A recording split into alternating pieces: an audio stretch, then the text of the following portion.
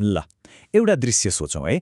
एकजना हजुरबुवा जसको लागि पुरै दुनियाँ भनेकै उनको गुरुले एक दिनमा जति हिँड्न सक्छ त्यति मात्रै थियो।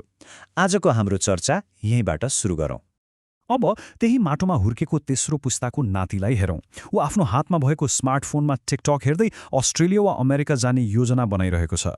परिवार एउटै, माटो एउटै, तर उनीहरूले बाँचिरहेको जिन्दगीको वास्तविकता दुईवटा बिल्कुलै फरक दुनियाँ जस्तो। यो एउटा अचम्मको विरोधाभास होइन त? सुन्दा यस्तो लाग्छ मानव कसैले सयौं वर्षको मानव इतिहासलाई गिट्ट निचोडेर केही दशकभित्रै अटाएको छ। आज हामी ग्रामीण नेपालमा भएको यही तीव्र सामाजिक र आर्थिक परिवर्तनको गहिराईमा डुबुल्की मार्दैछौँ। यो कुनै तथ्याङ्कमा आधारित सुक्खा विश्लेषण होइन, बरु हामी एउटा परिवारको कथालाई आधार बनाउनेछौँ, जसरी माइक्रोस्कोपमा राखिएको एक थोप्पा पानीले पुरै समुद्रको कथा बताउँछ।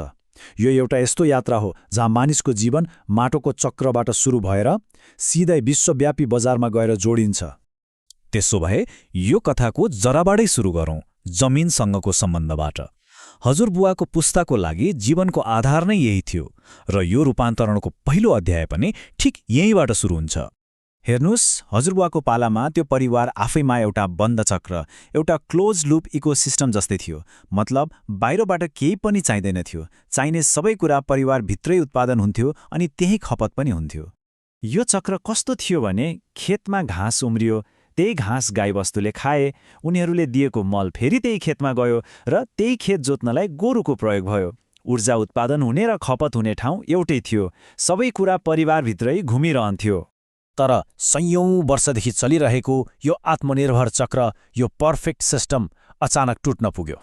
अब प्रश्न उठ्छ, केले तोड्यो त यो चक्रलाई? जवाफ हो प्रविधि। जब खेतमा गोरुको ठाउँमा ट्र्याक्टर आयो र गोबर मलको ठाउँमा रासायनिक मलको प्रवेश भयो, त्यो बन्द चक्र अचानक टुट्यो। अब खेत जोत्न डिजल चाहियो, मल हाल्न बजारबाट किनेको युरिया चाहियो। र यो परिवर्तनको सबैभन्दा ठूलो परिणाम के भयो भने हिजोसम्म आफ्नो खेतको उत्पादनले आत्मनिर्भर भएको परिवार अब आफ्नो बारीमा मकै फलाउन पनि अन्तर्राष्ट्रिय बजारमा तेलको भाउ कति छ भनेर हेर्नुपर्ने भयो। यसरी आफ्नै ऊर्जा उत्पादन गर्ने परिवार अब विश्व बजारमा निर्भर हुने एउटा उपभोक्तामा बदलियो। जब कृषिमा डिजेल र मल किन्न नगद चाहिन थाल्यो, खेतको उब्जनीले मात्रै त्यो खर्च धान्न गाह्रो भयो। यहीँबाट सुरु भयो अर्को ठूलो छलाङ, हलोबाट ल्यापटपसम्मको यात्रा। र यो यात्राको इन्जिन थियो शिक्षा।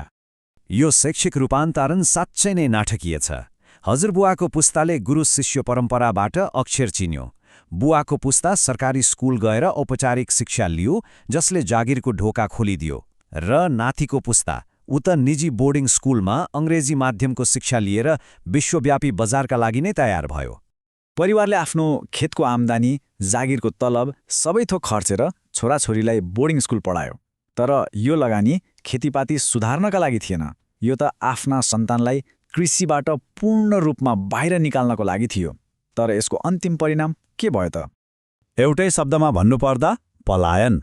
यति धेरै प्रगति र सुविधाहरू हुँदाहुँदै पनि आजका शिक्षित ग्रामीण युवाहरू रोजगारी वा राम्रो भविष्यको खोजीमा देश छोडेर विदेश पलायन भइरहेका छन्।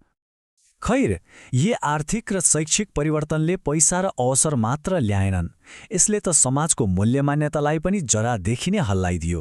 यो परिवर्तनलाई बुझ्न अम्खोरादेखि पानीको बोतलसम्मको यो सानो यात्रा हेरौँ।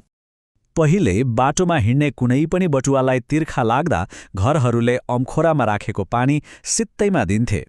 यो एउटा सामान्य मानवीय धर्म मानिन्थ्यो, त्यहाँ कुनै लेनदेन वा स्वार्थको कुरा थिएन। तर आज हामी त्यही पानी प्लास्टिकको बोतलमा बन्द गरेर पैसा तिरेर किन्छौँ। अम्खोराबाट बोतलसम्मको यो यात्रा भाँडाको परिवर्तन मात्रै होइन, यो त समाज उपहारमा आधारित अर्थतन्त्रबाट लेनदेनमा आधारित अर्थतन्त्रमा सरेको सङ्केत हो। सित्तैमा पाइने पानी अब नाफा कमाउने वस्तु बन्यो। अब हामी यो कथाको सबैभन्दा जटिल र महत्त्वपूर्ण प्रश्नमा आइपुगेका छौँ, विकासको विरोधाभास। यति धेरै परिवर्तनपछि के हामी साँच्चै सफल भयौँ त? एक हिसाबले हेर्दा यो पुरै कथा एउटा सफल विकासको मोडेल जस्तो देखिन्छ। खेतमा ट्र्याक्टर, भान्सामा ग्यास चुलो, हातमा स्मार्टफोन अनि छोराछोरीलाई पढाउन निजी विद्यालय, सबै कुरा त राम्रै देखिन्छ नि, होइन? तर यदि विकास यति नै सफल थियो भने यसको अन्तिम परिणाम देश छोडेर विदेश जानु किन भइरहेको छ? यो एउटा यस्तो प्रश्न हो जसले हाम्रो विकासको मोडलमाथि नै गम्भीर प्रश्न खडा गर्छ। यसको एउटा मुख्य कारण हो अवसर लागत अथवा अपर्च्युनिटी कस्ट। सोझो भाषामा भन्दा एउटा पढेलेखेको युवाले गाउँमा बसेर 50,000 कमाउनु र शहरमा गएर 2 लाख कमाउने अवसर छोड्नु बीचको जुन फरक छ त्यही नै उसको लागि ठूलो लागत हो र त्यो लागत अब धेरै नै महँगो भइसकेको छ। समस्या कहाँ भयो भने हामीले मान्छेलाई त विश्वव्यापी बजारको लागि तयार गर्यौं, तर उनीहरूलाई रोजगारी दिन सक्ने स्थानीय अर्थतन्त्रको विकास गर्न सकेनौं। युवाहरू विश्वस्तरका बने, तर उनीहरूको गाउँठाउँ पुरानै अवस्थामा रह्यो। यो त कस्तो भयो भने गाउँको परिवारले आफ्नो रगत पसिना लगानी गरेर एउटा बच्चालाई योग्य बनायो र जब त्यो बच्चा काम गर्न सक्ने भयो तब उसलाई एउटा तयारी उत्पादनको रूपमा अस्ट्रेलिया वा खाडी मुलुकमा निर्यात गरिदियो। त्यसैले युवाहरूले गाउँ छोड्नुलाई धोका वा गद्दारी भन्नु सायद मिल्दैन। यो त उनीहरूका हजुरबुवा र बुवाले गरेको लगानी, त्यो लामो यात्राको एउटा तार्किक र स्वाभाविक निष्कर्ष मात्र हो। तेस्रो पुस्ता विदेश गयो। अब उनीहरूका सन्तान अर्थात् चौथो पुस्ता जो सायद सिडनी वा लन्डनमा जन्मिनेछन्, उनीहरूका लागि घरको अर्थ के रहला? के उनीहरू आफ्ना जिजुबाजेले जोतेको त्यो माटोसँग सधैँका लागि टाढा हुनेछन्? यो एउटा यस्तो प्रश्न हो जसको उत्तर भविष्यले नै नेला।